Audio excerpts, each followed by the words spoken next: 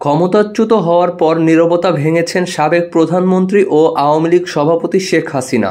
আওয়ামী লীগ সরকারকে ক্ষমতাচ্যুত করার ক্ষেত্রে যুক্তরাষ্ট্রের মতো বিদেশি শক্তিগুলোর হাত রয়েছে বলে মন্তব্য করছেন তিনি। শনিবার 10ই আগস্ট আওয়ামী লীগ সমর্থকদের কাছে একটি বার্তা পাঠিয়েছেন শেখ হাসিনা।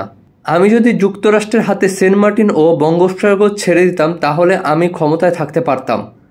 শেখ হাসিনা নতুন অন্তর্বর্তী সরকারকে এই ধরনের বিদেশি শক্তির দ্বারা ব্যবহৃত না হওয়ার জন্য সতর্ক করেছেন।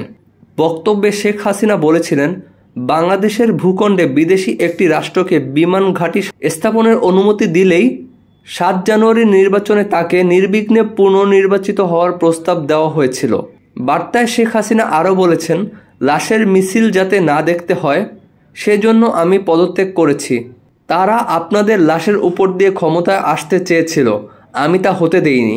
দলীয় নেতাকর্মীদের উদ্দেশ্যে দেওয়া বার্তায় শেখ হাসিনা দেশে ফিরে আসার অঙ্গীকার করেছেন। তিনি বলেছেন, আমি শীঘ্রই ফিরব ইনশাল্লাহ।